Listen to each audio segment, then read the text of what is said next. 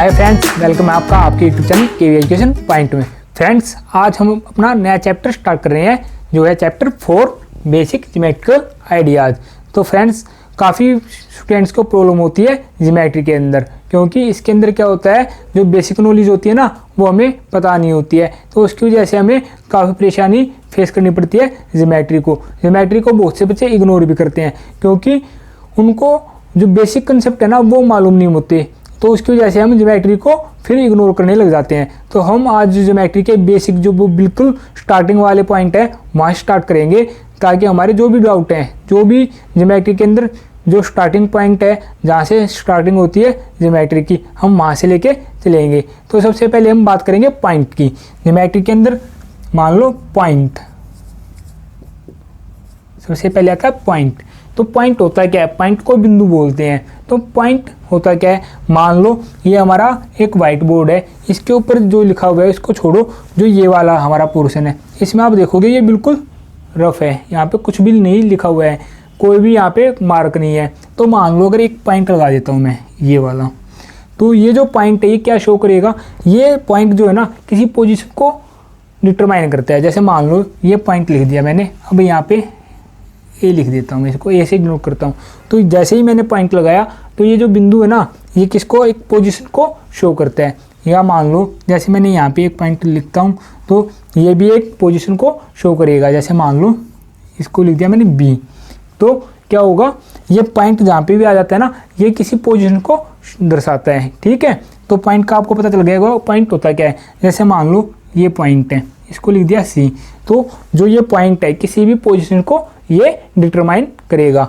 अब जैसे पॉइंट को हमेशा कैपिटल लेटर से शो किया जाता है। जैसे मान लो ये पॉइंट है तो इसको हमेशा कैपिटल लेटर से हम डिनोट करते हैं। तो आपको पता चल गया होगा पॉइंट होता क्या है। तो ज्योमेट्री में हम पॉइंट वगैरह से स्टार्टिंग करते हैं। तो पॉइंट के बाद आते हैं हम अपने नेक्स्ट जो है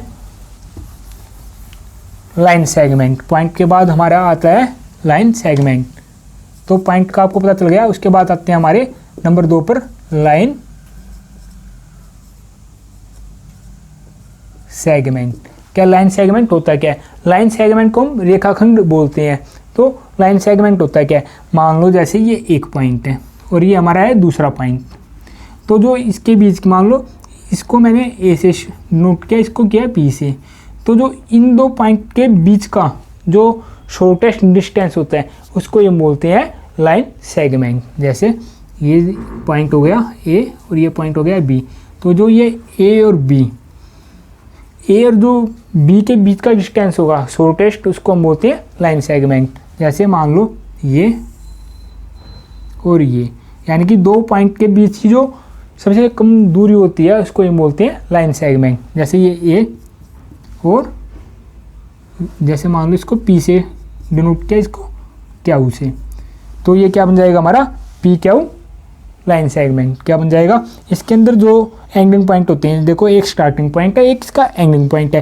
पी अगर स्टार्टिंग पॉइंट है और क्यू एंडिंग पॉइंट है, तो लाइन सेगमेंट जो है ना वो दो, उसमें एक स्टार्टिंग पॉइंट होता है, एक एंडिंग पॉइंट होता है। जो स्टार्टिंग पॉइंट और एंडिंग पॉइंट को जो हमारी लाइन मिलाती है उसको हम बोलते हैं लाइन सेगमेंट। ठीक है, जैसे मान लो ये हो गया, ये भी एक लाइन सेगमेंट है, क्योंकि इसके जो एंडिंग पॉइंट है, स्टार्टिंग पॉइंट और इसके दोनों पॉइंट फिक्स होते हैं। ठीक है, ये पॉइंट हो गया मान लो आर और ये हो गया एस, तो ये क्या कौन सा लाइन सेगमेंट हो जाएगा हमारा आर एस। इसको एस आर भी बोल सकते हैं, आर एस भी बोल सकते हैं, इसको ए बी भी बोल सकते हैं और बी ए भी बोल सकते हैं। ठीक है, जैसे इसको लाइन सेगमेंट को ये वाला डंडा आता है, इसके लिए जो ये वाला है ना ये आ जाता है। जैसे ये क्या हो जाएगा पी क्यू, ये क्या हो जाएगा हमारा आर एस। ठीक है, तो लाइन सेगमेंट में क्या होता है, एक एंडिंग पॉइंट होगा, एक स्टार्टिंग पॉइंट होगा। स्टार्टिंग और एंडिंग पॉइंट को जो शॉर्टेस्ट डिस्टेंस जो मिलाता है उसको हम बोलते हैं लाइन सेगमेंट। तो लाइन सेगमेंट के बाद हम आ जाते हैं अपने नेक्स्ट जो है लाइन। लाइन सेगमेंट के बाद क्या आता है हमारा लाइन। क्या लाइन क्या होती है, तो पॉइंट से स्टार्ट हुए थे हम, पॉइंट के बाद आया हमारा लाइन सेगमेंट, जो जिसमें एक स्टार्टिंग पॉइंट होता है, एक एंडिंग पॉइंट होता है। उसके बाद आएंगे हमारा थर्ड क्या है line.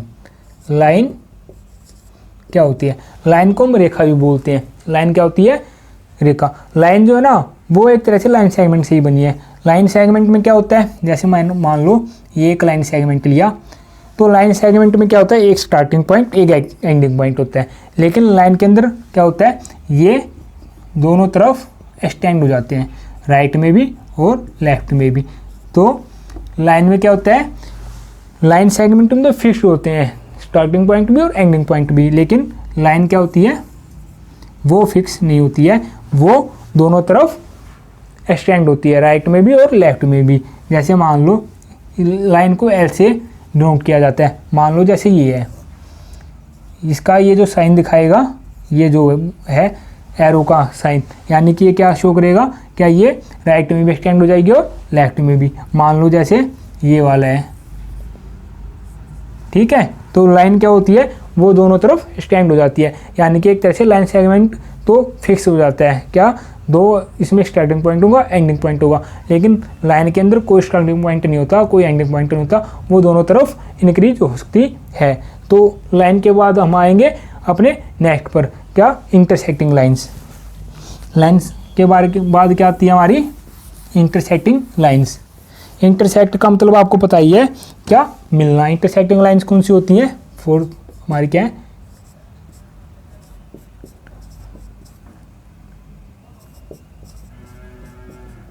Intersecting lines. Intersecting lines को हम प्रतिच्छेदी रेखा भी बोलते हैं, यानी कि जो एक दूसरे को मीट करते हैं किसी पॉइंट पर। मान लो हमारी एक ये लाइन है और एक ये लाइन है, तो ये हमारी एक लाइन L1 हो गई, ये L2 हो गई। तो ये दोनों लाइन ने कहाँ पे मीट किया, यहाँ पे। तो ये कौन सी हो जाएंगी, जो जहाँ पे दो लाइनें मिलती हैं, कोई भी दो लाइनें एक दूसरे को काटती हैं, तो उसको हम क्या बोलते हैं, इंटरसेक्टिंग लाइंस। जैसे मान लो एक ये लाइन है, एक ये लाइन है, तो ये L1 हो गई, ये L2 हो गई, ठीक है। तो ये क्या हो जाएगी, इंटरसेक्टिंग लाइंस, क्योंकि ये एक दूसरे को काट रही है। लेकिन जैसे मान लो एक लाइन और ये वाली लेते हैं हम, जैसे एक लाइन मैंने ली ये और एक लाइन ली ये, तो क्या ये इंटरसेक्टिंग लाइंस है, बिल्कुल ये इंटरसेक्टिंग लाइंस है, क्योंकि आपको पता है लाइन इंक्रीज हो जाती हैं दोनों तरफ। तो इसको हम ऐसे करके ये एक दूसरे को ऐसे काटेंगी, तो ये भी क्या होंगी, इंटरसेक्टिंग लाइंस। जैसे मान लो ये है और ये लाइन आ रही है, जैसे ये अब ये एक दूसरे को काट तो नहीं रही है, कहीं पे मीटिंग नहीं करी है, लेकिन आगे जैसे इसको एक्सटेंड करेंगे तो ये यहाँ पे इसको काटेगी। तो इसको हम क्या बोलते हैं, इंटरसेक्टिंग लाइंस। जहाँ पे भी दो लाइन एक दूसरे को काटती हैं, इनको हम बोलते हैं इंटरसेक्टिंग लाइंस। तो लाइन इंटरसेक्टिंग लाइंस का आपको पता चल गया। उसके बाद हम आ जाते हैं अपने नेक्स्ट पर, जो होती है हमारी पैरेलल लाइंस। इंटरसेक्टिंग लाइंस के बाद आ जाते हैं हम पैरेलल लाइंस। फिफ्थ हमारी क्या है, parallel lines. Parallel lines, parallel lines को हम समांतर रेखाएं भी बोलते हैं। पैरेलल का आपको पता ही होगा क्या होता है। जैसे पैरेलल लाइंस कौन सी लाइंस होती हैं, इसके अंदर दो बातें हैं। पैरेलल लाइंस एक तो कभी भी एक दूसरे को मीट नहीं करती हैं। पैरेलल लाइंस क्या होती हैं, जैसे मान लो एक ये लाइन हो गई हमारी और दूसरी लाइन है ये वाली, तो पैरेलल लाइंस क्या होगी, एक तो ये कभी भी एक दूसरे को कभी भी मिलती नहीं है। और नंबर दो की बात, इनके बीच में क्या होता है, इक्वल डिस्टेंस। पैरेलल लाइंस में क्या होता है, इक्वल डिस्टेंस। जैसे ये लाइन और ये लाइन है, तो ये क्या होंगी, पैरेलल लाइंस, क्योंकि इनके बीच में क्या है, इक्वल डिस्टेंस है। जैसे ये वाला, ये जब इक्वल डिस्टेंस होगा तो ये कभी भी एक दूसरे को काट नहीं सकती है, यानी कि वो कभी इंटरसेक्ट नहीं कर सकती हैं। तो ऐसे लाइंस को हम क्या बोलते हैं, पैरेलल लाइंस। तो पैरेलल लाइंस का सबसे अच्छा एग्जांपल आपने देखा होगा, लाइन की पटड़ियाँ। जो लाइन की पटड़ी होती है ना, ट्रेन वाली जो पटड़ी होती है, उसको देखा होगा, वो एक दूसरे के बिल्कुल पैरेलल होती हैं, वो कभी भी एक दूसरे को मिलती नहीं है। तो पैरेलल लाइंस की क्या बात होती है, दो बातें हैं। एक तो वो कभी एक दूसरे को मिलेगी नहीं, और उनके बीच में क्या होगा, इक्वल डिस्टेंस होगा। इसका सबसे अच्छा जो एग्जांपल है पैरेलल लाइंस का, लाइंस की पटड़ी हो गई। हमारा जो आप क्लास में यूज करते हैं स्केल, जो स्केल होता है रूलर, उसको भी हम, वो भी हमारी पैरेलल लाइंस का सबसे अच्छा एग्जांपल है। तो आपको पता चल गया पैरेलल लाइंस क्या होती है। इसके बाद हम आ जाते हैं अपने नेक्स्ट पर, जो कि हमारी है रे। पैरेलल लाइंस के बाद आ जाते हैं हम रे पर। सिक्स्थ हमारा क्या है, रे। रे को हम बोलते हैं किरण भी बोलते हैं इसको, जैसे किरण। पैरेलल लाइंस को हम बोलते हैं समांतर रेखाएं। इंटरसेक्टिंग लाइंस को आपको बताया ही था प्रतिच्छेदी रेखाएं बोलते हैं। तो रे क्या होती है, किरण। तो रे में एक तरह से ये मिक्सचर होता है। रे जो होती है ना वो लाइन सेगमेंट का और लाइन का क्या होती है, मिक्सचर, यानी कि दोनों से मिलकर बनी हुई है। जैसे लाइन सेगमेंट में क्या था, दो, एक तो स्टार्टिंग पॉइंट होता है, एक एंडिंग पॉइंट होता है। जैसे लाइन सेगमेंट में क्या था, ये स्टार्टिंग पॉइंट, ये एंडिंग पॉइंट, तो इससे मिलकर क्या बना था हमारा लाइन सेगमेंट। इसमें स्टार्टिंग और एंडिंग पॉइंट, ठीक है, इसके दोनों पॉइंट फिक्स थे।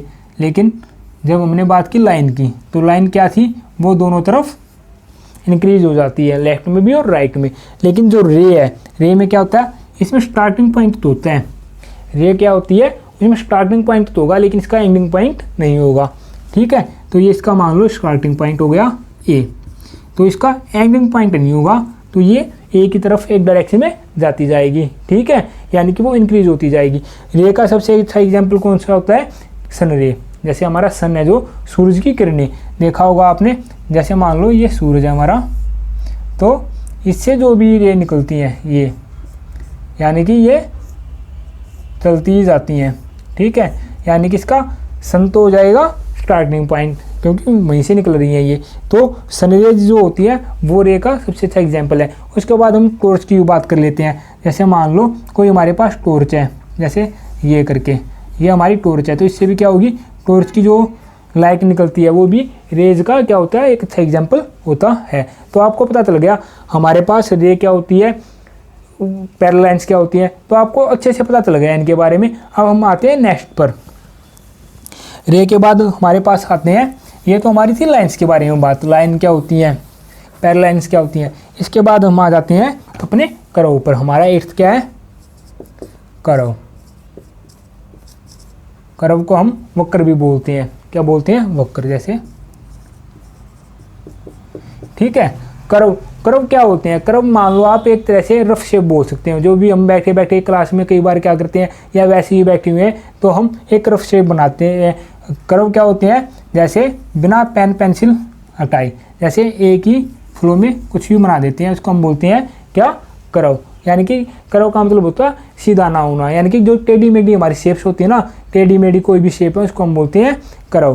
तो जैसे ये है एक, तो ये क्या है, देखो बिल्कुल एक ये लाइन है, ये भी क्या होगी, कर्व, क्योंकि मैंने बिना जो पेंसिल या पेन हटाए बिल्कुल सीधा खींच दिया, उसको क्या बोलेंगे, कर्व। यानी कि बिना जो हम पेंसिल या पेन को हटाए जो बना देते हैं उसको हम बोलते हैं कर्व, ठीक है। तो ये जो आड़ी टेढ़ी शेप होती हैं उनको ही हम बोलते हैं कर्व। अब कर्व के भी कई तरह के टाइप होते हैं, जैसे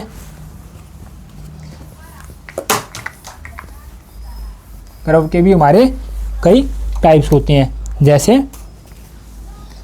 मैंने ये बनाया तो ये हो गया, ठीक है, जैसे, और एक ये मैं ऐसे बनाता हूँ, तो इसमें देखा होगा, इसमें एक स्टार्टिंग पॉइंट और एंडिंग पॉइंट, यहाँ से स्टार्ट किया और यहाँ पे आके ये ख़त्म हो गया।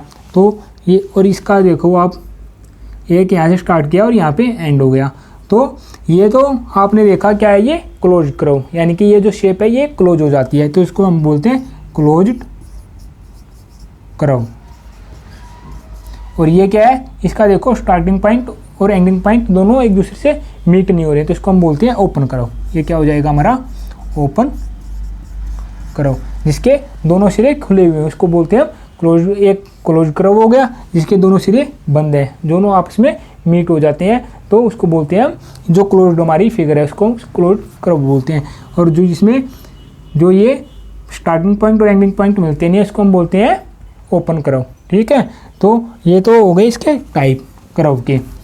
कर्व में एक चीज़ और होती है, जैसे ये और एक ये कर्व ले लिया, तो आपने देखा होगा ये एक दूसरे को कहीं पे काट नहीं रहे हैं, ठीक है, तो ये क्या हो जाएगा हमारा सिंपल, सिंपल कर्व, ठीक है। और जो ये एक दूसरे को काटते हैं वो सिंपल कर्व नहीं होता है, ठीक है। तो आपके कर्व के बारे में आपको पता चल गया। कर्व, ठीक है, जैसे मान लो ये मैंने एक ले लिया, ये अब हमारा क्या है, कर्व। तो कर्व के अंदर मैं आपको बताता हूँ। जैसे मान लो इसके अंदर मैं एक पॉइंट लेता हूँ ए, ये जो इसका है ये हो जाएगा बी पॉइंट लिया, और यहाँ पे कोई मैं लेता हूँ सी। ठीक है, हमें पता चल गया कर्व क्या क्या होते हैं। क्लोज्ड कर्व हो गया, सिंपल कर्व कौन सा होता है, और ओपन कर्व क्या होते हैं।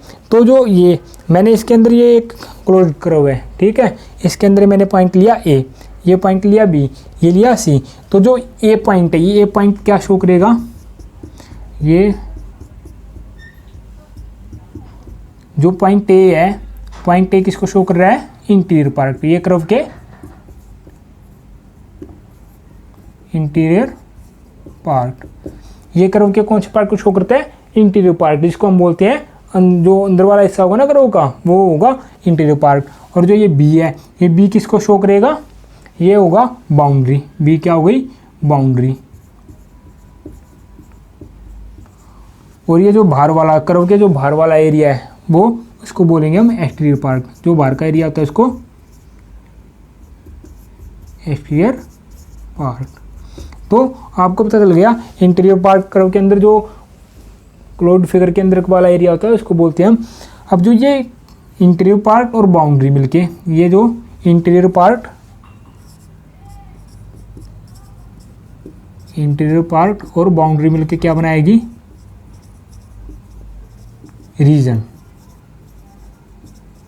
ठीक है, ये इसके रीजन को दिखाएगी। ठीक है, तो आपको अगर अभी तक इस वीडियो का कोई भी आपको क्वेश्चन या डाउट है तो आप कमेंट सेक्शन में आके लिखिए, उसका आपको नेक्स्ट जो हमारी वीडियो आएगी उसके अंदर आपको रिप्लाई दिया जाएगा। आप मेरी इस वीडियो को लाइक करें, शेयर करें और चैनल को सब्सक्राइब करें।